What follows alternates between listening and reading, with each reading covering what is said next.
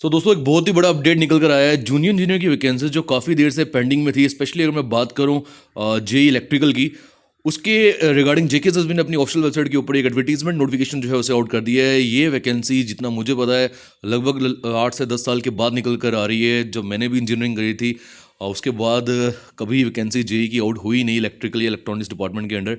तो आज साल 2025 में ये वैकेंसी जो है आउट हुई है लगभग 8 से 10 साल के बाद।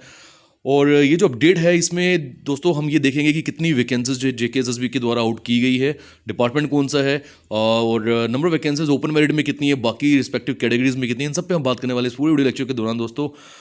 तो आइए शुरुआत करते हैं। Subject is advertisement for UT divisional cadre post, यानी कि यूटी कैडर की पोस्ट भी है और डिवीजन कैडर की पोस्ट भी है। जब मैं डिवीजन कैडर की बात कर रहा हूँ तो जम्मू डिवीजन अलग आ जाएगा, कश्मीर डिवीजन अलग आ जाएगा।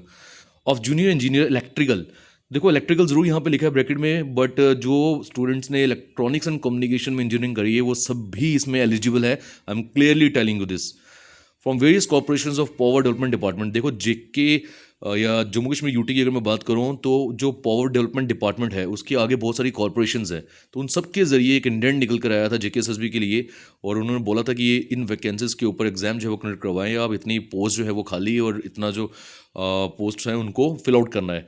तो उसी के रिगार्डिंग जेके एसएसबी ने ये नोटिस आउट किया है और यहाँ पर बताया है कि जे&के पावर ट्रांसमिशन कॉर्पोरेशन लिमिटेड, यहाँ पर 92 वैकेंसीज आई हैं।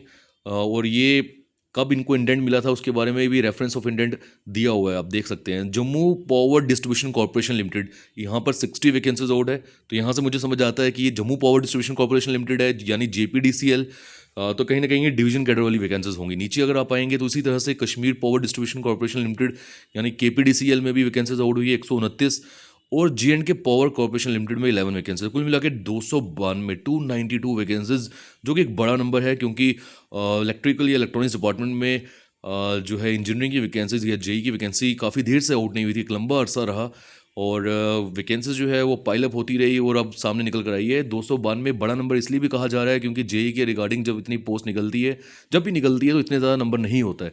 हाँ, अगर हम जेई सिविल की बात करें तो वहाँ पर नंबर ज़्यादा होता है क्योंकि सिविल डिपार्टमेंट में जूनियर इंजीनियर्स की रिक्वायरमेंट ज़्यादा रहती है। तो आगे चले अगर हम तो अकॉर्डिंगली जेके एसएसबी ने इनवाइट किया ऑनलाइन एप्लीकेशन सभी एलिजिबल कैंडिडेट से इस सिलेक्शन प्रोसेस में पार्टिसिपेट करने के लिए। अब आपके मन में आ रहा होगा सवाल कि आप फॉर्म फिल कब से कर सकते हैं। तो date of commencement for submission of online application 8 March, यानी 8 मार्च से फॉर्म भरना शुरू हो जाएगा। पूरा एक महीना आपको दिया जाएगा, 7 अप्रैल तक आप फॉर्म फिलिंग कर सकते हैं।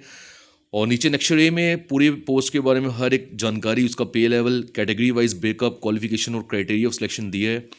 और नेक्स्ट बी और नेक्स्ट सी में कुछ और इन्फॉर्मेशन भी दी है, वो आप देख सकते हैं।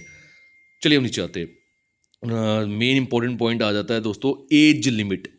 तो यहाँ पर एक स्टूडेंट का जो हमेशा से सवाल रहा है कि सर एज लिमिट क्या है, एलिजिबिलिटी क्राइटेरिया क्या है एज का। तो जेके एसएसबी की मोस्ट ऑफ द वैकेंसीज के लिए या मोस्ट ऑफ द पोस्ट के लिए जो ओपन मेरिट के लिए एज लिमिट रहती है वो 40 ईयर्स रहती है, तो वो वहाँ पर बरकरार है। उसी तरह से अगर हम एससी में आ जाएं, ST1 ST2 या आरबी में आ जाएं तो 3 साल का गैप है, यानी ये 43 ईयर्स रखा गया है मैक्सिमम एज लिमिट। तो आपका जो डेट ऑफ बर्थ है, ये जो रिस्पेक्टिव डेट्स दी हैं इनके बीच में लाई करना चाहिए। अगर आप नीचे आ जाएंगे वैसे बाकी जो वैकेंसीज है ALC EWS सभी के लिए 3-3 साल का गैप है। एक फिजिकली चैलेंज पर्सन जो है उसमें 2 साल का गैप है ओपन मेरिट के कंपैरिजन में, और एक्स सर्विसमैन में 8 साल का गैप है। क्वालिफिकेशन की अगर बात करेंगे तो बच्चों को ज़रूर लगेगा काफ़ी, जो कि इलेक्ट्रिकल डिपार्टमेंट की है, कि सिर्फ इलेक्ट्रिकल ही स्टूडेंट्स यहाँ पर अपेयर कर सकते हैं, बट ऐसा नहीं है। मैं बता दूँ, अगर आपने इलेक्ट्रिकल में इंजीनियरिंग करी है तो भी आप एलिजिबल हैं, इलेक्ट्रॉनिक्स एंड कम्युनिकेशन डिपार्टमेंट में इंजीनियरिंग करी है तो भी आप एलिजिबल हैं। सिमिलरली अगर आपने यहाँ पर ग्रेजुएशन या मैं बोलूँगा ये बैचलर ऑफ इंजीनियरिंग BE या BTech नहीं करा बल्कि पॉलिटेक्निक के थ्रू जो डिप्लोमा होता है वो करा है, स्टिल यू आर एलिजिबल, तब भी आप एलिजिबल रहेंगे। नीचे आ जाएं अगर आप, तो अब वैकेंसी पे बात करते हैं दोस्तों। ये सोशल मीडिया हैंडल्स के लिंक नीचे डिस्क्रिप्शन बॉक्स में दिए जाएंगे, वहाँ पर आप ज्वाइन करके इन PDFs को डाउनलोड कर सकते हैं। और में से कई स्टूडेंट्स ने ऑलरेडी कर भी ली होगी क्योंकि इस समय पे इतने ज़्यादा सोशल मीडिया हैंडल्स हो गए हैं कि बच्चे को अभी तक इन्फॉर्मेशन मिल चुकी होगी। वीडियो बनाने में वक्त लगता है बट पोस्ट डालने में उतना वक्त नहीं लगता है। अगर टेलीग्राम चैनल पर भी पोस्ट डालनी है तो वहाँ से अगर आपको मिल गई है बढ़िया, नहीं भी मिली तो आप मेरे टेलीग्राम चैनल पे आ जाइए, वहाँ पर ये PDF पड़ी है, वहाँ से भी आप डाउनलोड कर सकते हैं।